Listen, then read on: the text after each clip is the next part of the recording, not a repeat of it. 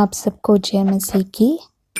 Bible की कहानियाँ YouTube channel पर आपका स्वागत है। ईश्वर ने हमें उड़ने के लिए पंख क्यों नहीं बनाए?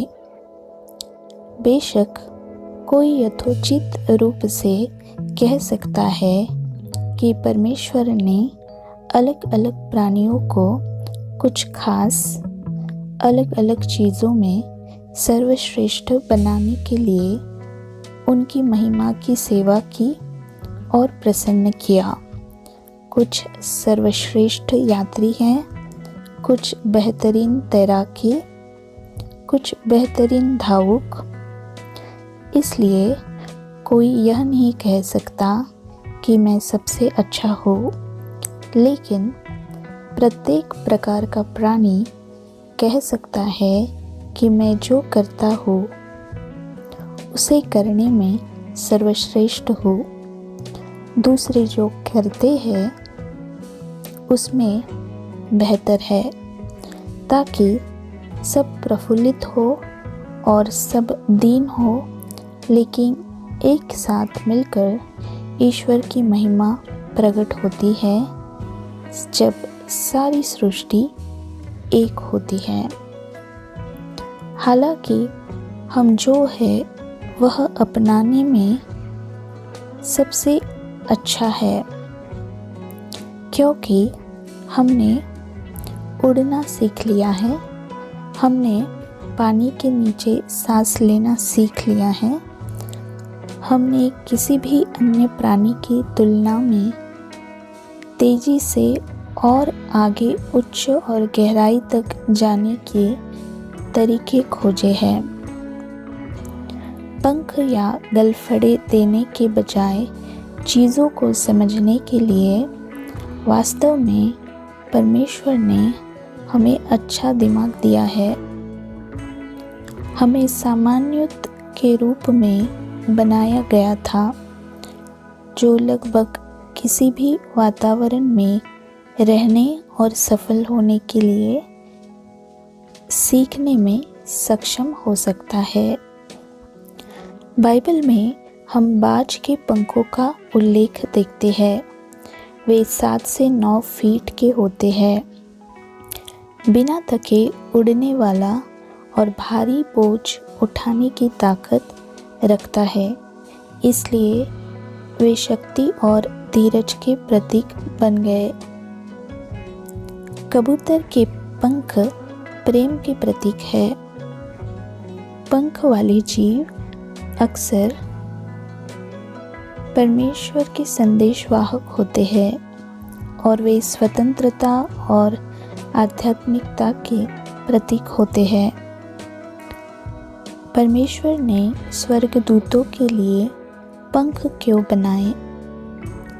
पंख स्वर्गदूतों की प्रकृति के अन्य पहलुओं को बनाए रखते हुए मानवता से अलग स्वर्गदूतों को स्थापित करने का एक तरीका था।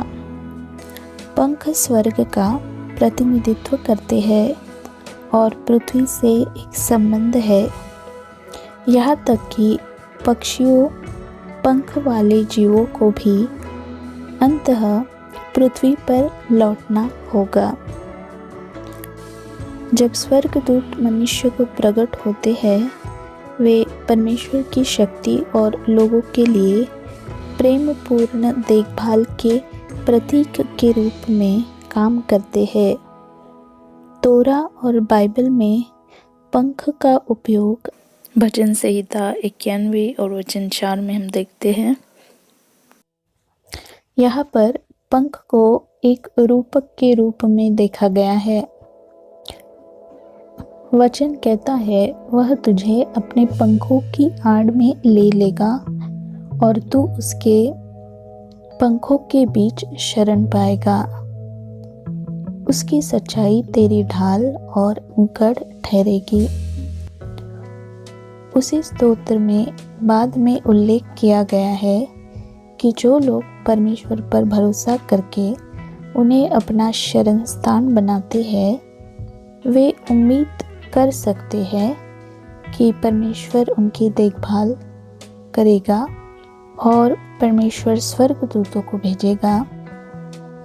आगे के पद में हम देखते हैं, क्योंकि वह परमेश्वर तेरे विषय में अपने स्वर्गदूतों को आज्ञा देगा कि वे सब मार्ग में तेरी रक्षा करें। परंपरागत रूप से सेराफीम लाल पंख वाले स्वर्गदूत है जो चेरुबीम के साथ परमेश्वर के सिंहासन के बगल में स्वर्गदूतों के पहले पदानुक्रम में है। पुराने नियम में यशायाह की पुस्तक के अनुसार उनके 6 पंख थे, एक जोड़ी उड़ने के लिए, दूसरा चेहरा ढकने के लिए और तीसरा जोड़ा पैरों को ढकने के लिए।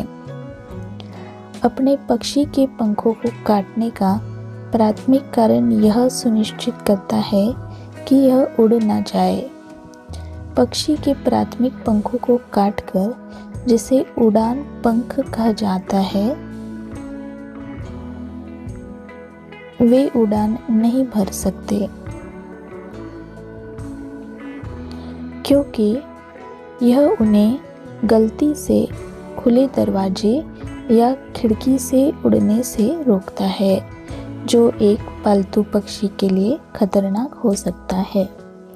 शायद परमेश्वर ने हमें पंख इसलिए नहीं बनाए होंगे ताकि हम उससे बहुत दूर उड़कर ना चले जाए। पवित्र शास्त्र में हम पढ़ते हैं, उसके पंखों के नीचे आप आश्रय लो, ताकि परमेश्वर हमें प्रशिक्षित करे, आश्रय दे और मार्गदर्शन और रक्षा करे, हमें अपने पंखों के नीचे ले जाकर। उत्पत्ति 1:26 और 27 में पढ़ते हैं कि परमेश्वर ने मनुष्य को अपने स्वरूप और समानता में बनाया है। कुछ लोग ईश्वर की छवियों को उन गुणों के रूपों में समझते हैं जो हमें मानव बनाती है। उदाहरण के लिए, एक आत्मा, उच्च क्रम तर्क, आत्मचेतना, ईश्वर की चेतना और उसके साथ संबंध बनाने की क्षमता। यह एक अच्छी परिभाषा प्रतीत होती है, क्योंकि मनुष्य ही परमेश्वर के स्वरूप में है और ये ऐसे गुण हैं जो हमें मनुष्य बनाते हैं। इब्रानियों की पुस्तक अध्याय 13 और वचन 2 में हम पढ़ते हैं, पहुनाई करना न भूलना, क्योंकि ऐसा करके कितने लोगों ने अनजाने में स्वर्गदूतों को पहुनाई की है। तो इस वचन से हम जानते हैं कि सारे स्वर्गदूतों को पंख नहीं होते हैं। स्वर्गदूत अलग अलग रूप धारण करके परमेश्वर का वचन हमारे तक पहुंचा सकते हैं। उनकी कोई सीमा नहीं है। इसलिए परमेश्वर ने जैसा चाहा वैसे हमें बनाया है और हमें इसमें संतुष्ट रहना है, और परमेश्वर ने उसकी योजना के अनुसार हमें बनाया है। और भले ही स्वर्गदूत आसमान में प्रभुता के साथ उड़ते हैं, परंतु उनका स्थान स्वर्गीय राज्य में मनुष्य के मुकाबले कम है। आशा करती हूँ इस कहानी का संक्षिप्त विवरण आपको मिला होगा। मिलते हैं एक नई कहानी के साथ। तब तक अपना ख्याल रखिए। आप सबको जय मसीह की।